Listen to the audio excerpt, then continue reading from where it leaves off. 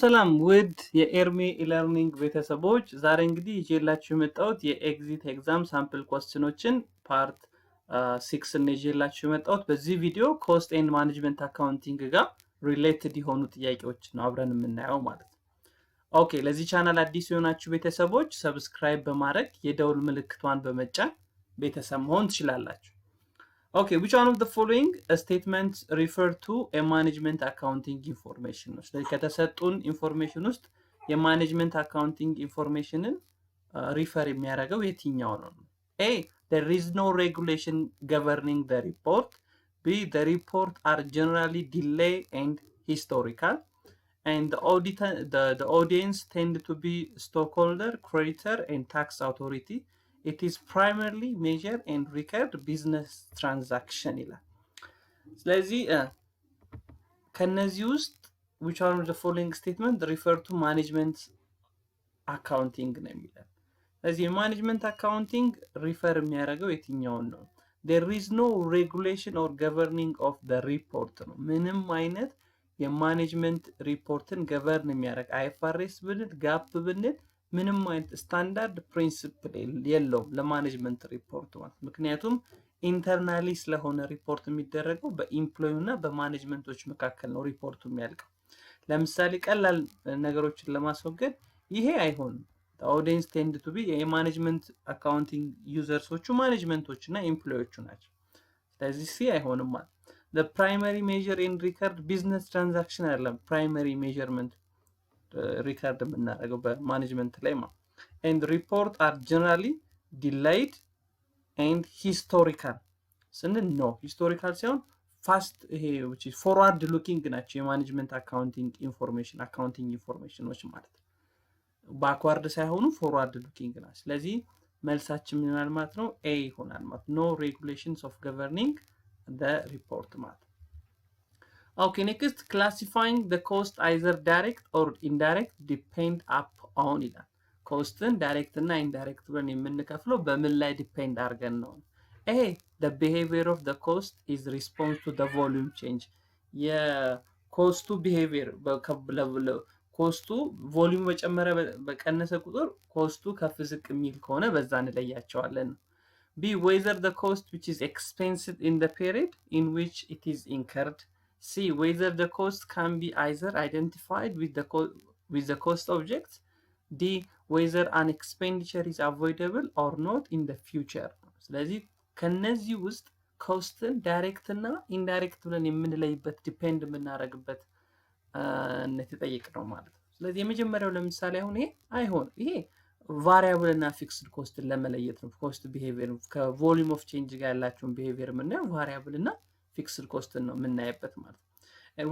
ለምሳሌ D, whether the expenditure is avoidable or not in the future. This is not our base to classify costs into direct and indirect የምንለይበት አይደለም። and B, whether the cost is expense in the period. ኮስቱ በዛ ፔሪድ ኤክስፔንስ ይሆናል ወይስ አይሆንም? ከሆነ እንደዚህ አይደለም። መልሳችን ምንድነው የሚሆነው? If the cost can be easily identified on the cost object. the cost object ላይ በቀላሉ easily identified የሚደረግ cost ከሆነ direct cost ነው። በኮስት ኦብጀክቱ ላይ easily identified ማድረግ የማንችለው cost ከሆነ ደግሞ indirect cost ይሆናል። ስለዚህ መልሳችን C ነው የሚሆነው ማለት whether the cost can be easily identifiable with the cost object. identifiable ከሆነ direct ይሆናል፣ non identifiable ከሆነ ደግሞ indirect ይሆናል ማለት። Okay, next, question number 85. The product X is sold for 8 ብር ነው። product X በ8 ብር ይሸጣል። product Y ደግሞ በ12 ብር ይሸጣል። and each of the product can be sold at a split point ይላል። ነገር ግን at a split point ላይ ፕሮዳክቶቹ መሸጥ ይችላሉ። X can be sold 5 ብር፣ Y can be sold 4 ብር። ስለዚህ ሁለቱም ፕሮሰሳቸውን ጨርሰው ሙሉ ለሙሉ አልቀው የሚሸጡ ከሆነ ኤክስ በ8 ብር ይሸጣል፣ ዋይ ደግሞ በ12 ብር ይሸጣል። ነገር ግን ስፕሊት ፖይንት ላይ በጆይንት ፕሮዳክሽን መጥተው የሚለያዩባት እዚች ፖይንት ላይ እዚች ፖይንት ላይ ግን ሁለቱንም እንሽጠው። ፋርዘር ፕሮሰስ አያስፈልጋቸውም። ፋርዘር ማኒፋክቸሪንግ ፕሮሰስ አያስፈልጋቸውም። ዝም ብለን እንሽጣቸው ብንል ደግሞ ኤክስን በ5 ብር እንሸጠዋለን፣ ዋይን ደግሞ በስንት ብር እንሸጠዋለን? በ4 ብር እንሸጠዋለን ማለት ነው። ኤክስ በ5 ብር ኤን ጆይንት ኮስት ፎር ቱ ፕሮዳክትስ አር እኚህን ሁለት ፕሮዳክቶች ለማምረት ጆይንት ኮስት ያወጣ ነው 4000 ብር። አሁን ጃንዋሪ 600 ኤክስ ዩኒት ተመርቷል፣ 500 ደግሞ ዋይ ዩኒት ተመርቷል። then what are the respective joint cost assigned each units of the product x and y if the sale value at a split point method is used? ስለዚህ ስፕሊት ፖይንት ላይ ቢሸጡ ጠቅላላ የወጣባቸው የጆይንት ኮስት 4000 ብር ኮስቱ ለእያንዳንዱ ዩኒት ምን ያክል ይደርሳል ነው ጥያቄው። ስለዚህ ኤክስ 600 ተመርቷል፣ ዋይ 500 ተመርቷል። ስፕሊት ፖይንት ላይ ኤክስ በ5 ብር ሊሸጥ ይችላል፣ ዋይ ደግሞ በ4 ብር ሊሸጥ ይችላል። ፋርዘር ፕሮሰስ ቢያደርጉ ከስፕሊት ፖይንት በኋላም ፋርዘር ፕሮሰስ አድርገው ኤክስ በ8 ብር መሸጥ ይችል ነበር፣ ዋይ በ12 ብር መሸጥ ይችል። ነገር ግን ስፕሊት ፖይንት ላይ ቢሸጡ ነው የተባለው። ስፕሊት ፖይንት ላይ ሁለቱም ፕሮዳክቶች ቢሸጡ ሴል ቫሉያቸው መጀመሪያ ዲተርማይን ማድረግ አለበት። ስለዚህ ምን እናደርጋለን ማለት ነው? 600 ሲባዛ በ5 እናደርጋለን። ይሄ የኤክስ ነው፣ የኤክስ ሴልስ ቫልዩ ነው አት ስፕሊት ኦፍ ፖይንት ማለት። 500 ሲባዛ በ4 ደግሞ ይሄ የዋይ ሴልስ ቫልዩ ነው አት ስፕሊት ኦፍ ፖይንት ማለት። ስለዚህ ስፕሊት ኦፍ ፖይንት ላይ ሁለቱንም ፕሮዳክት ብንሸጣቸው $5000 ወይም 5000 ብር ነው የምናገኘው ማለት ነው። ስለዚህ ከዚህ ውስጥ ይሄኛው ስንት ይሆናል? ይሄ 3000 ይሆናል አይደል? የኤክስ 3000 ይሆናል ሴልስ ቫልዩ፣ የዋይ ደግሞ ስንት ይሆናል? 2000 ይሆናል። ስለዚህ በዚህ ሴልስ ፕሮፖርሽናቸውን ጆይንት ኮስቱን አሎኬት እናደርጋለን። ስለዚህ ለማድረግ የኤክስ ለምሳሌ ሴል ቫልዩ 3000 ነው፣ ቶታል ሴሉ 5000 ነው፣ ሲባዛ ጆይንት ኮስቱ 4000 ስለሆነ ኤክስ ምን ያክል ከ4000 ብሩ ላይ ምን ያክል አሎኬት እናደርግለታለን? 2400 ዜን 2400 ነበር አይደል? ስንት ኤክስ ነው ያለው? 600 ኤክስ ነው ያለው። ስለዚህ ፐር ዩኒቱን ስለሆነ የተጠየቅነው 2400 ሲካፈል ለ600 ከእያንዳንዷ የ4000 ብር ጆይንት ኮስት ውስጥ ኤክስ ምን ያክል ሼር ያደርጋል? ከእያንዳንዱ ዩኒት 4 ብር ሼር ያደርጋል ማለት። ዋይም ደግሞ ተመሳሳይ ነው። የዋይ ሴልስ ቫልዩ ስንት ነው? 500 ሲባዛ በ4 2000 አግኝተን ነበር። ሲካፈል ለቶታሉ ሲባዛ በጆይንት ኮስቱ በ4000 ከ4000 ውስጥ ዋይ ምን ያክል ይደርሰዋል? 1600 ይደርሰዋል። ዜን ዋይ ምን ያክል ዩኒት ተመርቷል? 500 ዩኒት ተመርቷል። ስለዚህ ዋይ ለእያንዳንዱ ዩኒት የሚደርሰው የጆይንት ኮስት መጠን 3.2 ይሆናል ማለት ነው። ስለዚህ መልሳችን ሲ ነው የሚሆነው። እቺን ይቅርታ እዚህ ጋር ይሄ ቢ ሳይሆን ሲ ነው የሚሆነው። ሲ 4 እና 3.2 ይሆናል ማለት ነው።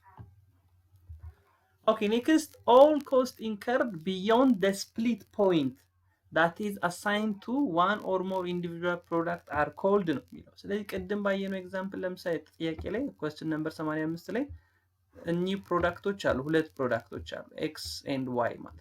እዚህ ድረስ የወጣባቸው ብር 4000 ብር ነው ጆይንት ኮስት የምንለው ማለት ነው። ጆይንት ኮስት የምንለው 4000 ብር። እቺ ፖይንት ስፕሊት ፖይንት ትባላለች። ዜን ከዚህ በኋላ የሚወጥ ከስፕሊት ፖይንት በኋላ ኤክስ ብንለው ይሄኛውን ደግሞ ዋይ ብንለው ከስፕሊቱ ፖይንት በኋላ ኤክስ የራሱን ወጪ ያወጣል፣ ዋይም የራሱን ወጪ ያወጣል። እስከሚለያዩ ድረስ ግን 4000 ብር በጋራ ወጥቶላቸዋል። ይሄ ጆይንት ኮስት ነው። ስለዚህ ጥያቄው ምንድነው የሚለው? all cost incurred beyond the split point ነው። ከስፕሊት ፖይንት በኋላ የወጣው ኮስት ምን ይባላል? ስለዚህ መልሳችን ነው ጆይንት ኮስት አይሆንም፣ ባይ ፕሮዳክት ኮስት አይሆንም፣ ሜን ፕሮዳክት ኮስት አይሆንም። ምን እንደሚሆነው ሰፓራብል ኮስት ይሆናል ማለት ነው። question number 87 which one of the following item is not an assumption of CVP analysis? የሲቪፒ አናሊሲስ አሰምሽን ያልሆነው የትኛው ነው? ሲቪፒ ስንል ኮስት ቮሊዩም ፕሮፊት አናሊሲስ ማለታችን ነው። የተለያዩ የማኔጅመንት ውሳኔዎችን ለመወሰን ይሄን ሲቪፒ አናሊሲስ እንጠቀማለን። ነገር ግን አሲዩም ብለን ነው የምንነሳው፣ አሰምሽን አስቀምጠን ነው የምንነሳው። ከነዚህ አሰምሽኖች ውስጥ ትክክል ያልሆነው የትኛው ነው? ስለዚህ ኮስት አር ሜይ ቢ ሰፓሬትድ አስ ፊክስድ ኮስት ኤንድ ቫሪያብል ኮምፖነንት አለ። ቶታል ቫሪያብል ኮስቶች ቫሪያብል እና ፊክስድ ተብሎ ይከፈላሉ ነው። ቢ ቶታል ሪቬኑ ኤንድ ቶታል ፊክስድ ኮስት አር ሊኒየር ሪሌሽንሺፕ ቱ አውትፑት። የስ አውትፑት በጨመረ ቁጥር ቶታል ሪቬኑ እና ቶታል ኮስት ይጨምራል። And unit selling price, unit variable cost, unit fixed cost are known and remaining constant. D, proportions of different product will remain constant when multiple product are sold. proportions of different product ምንድነው? ሴልስ ሚክስ የምንለው። ስለዚህ ከነዚህ ውስጥ የሲቪፒ አናሊሲስ ያልሆነው የትኛው ነው? መልሳችን ሲ ይሆናል። ሲ የሆነው ግን በምን ምክንያት ነው? በዚህች ምክንያት ነው። በዚህ ዩኒት ፊክስድ ኮስት it does not consider as a fixed ማለት ለምን? it is depends on the quantity ማለት በኳንቲቲ ላይ ዲፔንድ ያደርጋል። ምክንያቱም ዩኒት ፊክስድ ኮስት ማለት ምን ማለት ነው? ዩኒት ፊክስድ ኮስት ማለት ፊክስድ ኮስት ዲቫይድድ ባይ ኪው ማለት ነው ዩኒት ፊክስድ ኮስት። ስለዚህ ኪው በጨመረ ቁጥር ማንን አፌክት ያደርጋል? ዩኒት ፊክስድ ኮስትን አፌክት ያደርጋል። ስለዚህ ዩኒት ፊክስድ ኮስት it does not be considered as a fixed ማለት ነው። Answer the question which is from 88 up to 19 using the following information below ነው። ስለዚህ ከዚህ በታች ባሉት ኢንፎርሜሽኖች ከ88 እስከ 90 ያለውን ጥያቄ መልሱ ነው የተባለው። ስለዚህ the following information for the corporation ተሰጥቶናል። ሁለት ፕሮዳክቶች አሉ፣ ኤክስ እና ዋይ የሚባሉ ፕሮዳክቶች አሉ። ፕሮዳክት ኤክስ ኤንድ ፕሮዳክት ዋይ። ሪቬኑ የምንሸጥበት ወይም ደግሞ ከኤክስ የምናገኘው ሪቬኑ ፐር ዩኒት ከቫሪያብል ኮስት ፐር ዩኒትም የኤክስ ተሰጥቶናል። የዋይም ሪቬኑ ወይም ሴል ዩኒት ፐር ዩኒት ሴል ፕራይስ ፐር ዩኒት እና ቫሪያብል ኮስት ፐር ዩኒትም ተሰጥቶናል። ቶታል ፊክስድ ኮስት 50 ሺህ ተሰጥቶናል። ዜን የተጠየቅነው ምንድን ነው? What is the break-even point assuming that the sales mix consists with 2 units of product X and 1 units of product Y? So the sale mix 2 units of X ቢሆንና 1 units of Y ቢሆን break-even point ምን ያክል ይሆናል? ስለዚህ መልቲፕል ፕሮዳክት በሚኖረን ጊዜ ከአንድ በላይ ፕሮዳክት በሚኖረን ጊዜ break-even analysis ከመስራታችን በፊት weighted average cost of ካፒታላችንን ዲተርማይን ማድረግ አለብን ማለት ነው። weighted average cost of ካፒታላችንን ዲተርማይን ማድረግ አለብን። weighted average cost of ካፒታላችንን ዲተርማይን ለማድረግ ደግሞ የእያንዳንዱን ፕሮዳክት ኮንትሪቢዩሽን መርጅን መጀመሪያ መስራት አለብን። ኮንትሪቢዩሽን መርጅን ማለት ሴሊንግ ፕራይስ ፐር ዩኒት ማይነስ ቫሪያብል ኮስት ፐር ዩኒት ነው። ስለዚህ የኤክስ ሴሊንግ ፕራይስ 10 ነው፣ ቫሪያብል ኮስቱ 2.5 ነው። ስለዚህ ኮንትሪቢዩሽን መርጅኑ 7.5 ይሆናል። የፕሮዳክት ዋይ ደግሞ ኮንትሪቢዩሽን መርጅን ፐር ዩኒቱ ስንት ይሆናል? 10 ይሆናል። ምክንያቱም ሴሊንግ ፕራይሱ 15 ነው፣ ቫሪያብል ኮስት ፐር ዩኒቱ 5 ነው ማለት። then weighted average contribution margin per unit ለማግኘት assume x ምን ተብለናል? consists 2 units of x ተብለናል። ስለዚህ 2 እናደርጋለን multiplied by contribution margin የx contribution margin ስንት ነው? 7.5 and y ደግሞ assume that weight ስንት ነው ተብለናል? 1 unit of y ነው ተብለናል። ስለዚህ 1 multiplied by the y contribution margin። ስለዚህ weighted average contribution margin የሁለቱንም ፕሮዳክቶች ስንጨምቀው weighted average contribution margin ከሁለቱም ፕሮዳክቶች የምናገኘው ኮንትሪቢዩሽን weighted average contribution margin ከሁለቱም ፕሮዳክት 25 ብር ወይም $25 per unit ይሆናል ማለት ነው። then break even point ደግሞ ምን ማለት ነው? በኮንትሪቢዩሽን ማርጂን ፎርሙላ የምንሰራው ከሆነ fixed cost divided by weighted average contribution margin per unit ነው። ስለዚህ ፊክስድ ኮስታችን 50 ሺህ ነው። weighted average contribution margin per unit 25 አግኝተናል። ስለዚህ break even ዩኒታችን ስንት ይሆናል? 2000 ይሆናል። ምን ማለት ነው? ይህ ድርጅት 2000 ዩኒት ኤክስም ዋይም ተደምረው 2000 ዩኒት የሚሸጥ ከሆነ ትርፍም ኪሳራም የለበትም ነው። ነገር ግን ከዚህ 2000 ውስጥ ምን ያክሉ ኤክስ ይሁን ምን ያክሉ ዋይ ይሁን የሚለውን ዲተርማይን ስናደርግ break even point ዲተርማይን ለማድረግ በዌይቱ ነው የምናባዛው ማለት በዌይቱ ነው የምናባዛው። ስለዚህ በዌይቱ ስናባዛ x multiplied by 2 ለምን ዌይቱ ስንት ስለሆነ 2 ዩኒት ስለተባለን ማለት 4000 ዩኒት ይሆናል። and y multiplied by 2 ምክንያቱም የy ዩኒት ስንት ስለሆነ 2000 ስለሆነ ማለት ነው። ስለዚህ መልሳችን ስንት ይሆናል ማለት ነው? D ይሆናል ማለት ነው።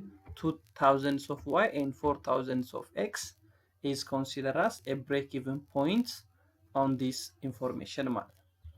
Okay, next ተመሳሳይ ጥያቄ ሆነ የተጠየቅነው ደግሞ what is operating income assume actual sales total 150,000 units and the sale mix is 2 units of x and 1 units of y። ስለዚህ ሴልስ ሚክሱ አልተለወጠም። አሁን 2 units of x እና 1 units of y ቢሆን ቶታል ሴሉ ግን 50,000 ዩኒት ቢሆን ኦፕሬቲንግ ኢንካሙ ምን ያክል ይሆናል? ኦፕሬቲንግ ኢንካሙ ምን ያክል ነው? ስለዚህ ከተሸጡት ጠቅላላ 150 ዩኒቶች ውስጥ ኤክስ ምን ያክል ነው፣ ዋይ ምን ያክል ነው የሚለውን መጀመሪያ መስራት አለብን ማለት ነው። ጠቅላላ ሁለቱም ተደምረው ነው 150 ዩኒት የሸጠነው ማለት ነው። ስለዚህ ምን እናደርጋለን? ዌይቱን ነው የምናየው። 2 + 1 እናደርጋለን። ስንት ይሆናል? 2 + 1 3 ይሆናል። 3 ይሆናል።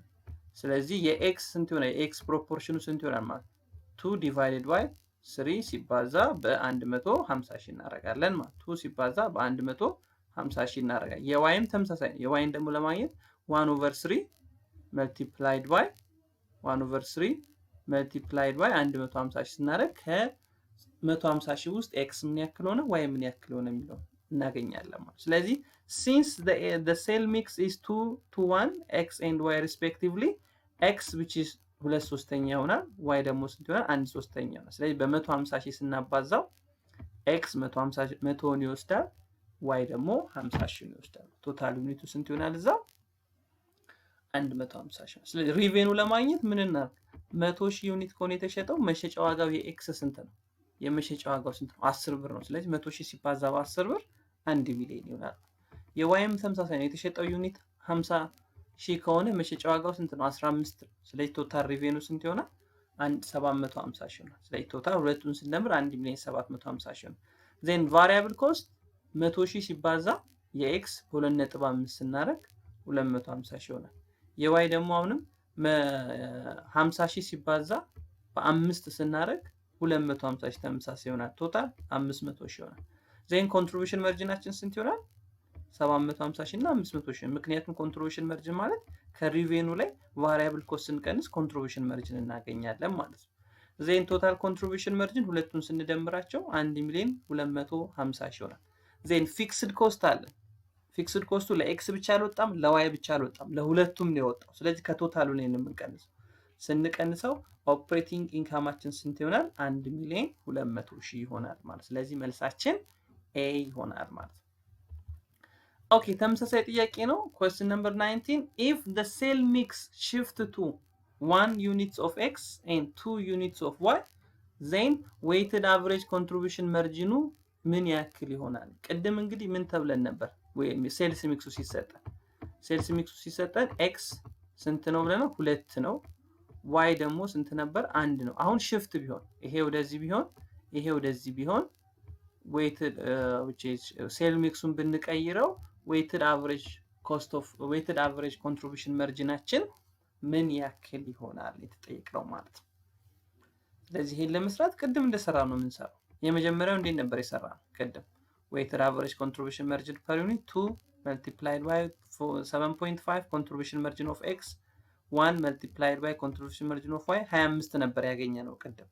አሁን ግን ቦታ ቀያይሩት ተብለናል። ሁለትን ወደዚህ ውሰዱ፣ አንድን ወደዚህ አምጡ ተብለናል። ስለዚህ 1 units of x multiplied by contribution margin of x 2 units of y multiplied by contribution margins of y 10 ስለዚህ ስንት ይሆናል? 25.5 ዩኒት ይሆናል። ስለዚህ ኮንትሪቢዩሽን ማርጂኑ weighted average contribution margin per ዩኒቱ ከፍ ብሏል ማለት ነው።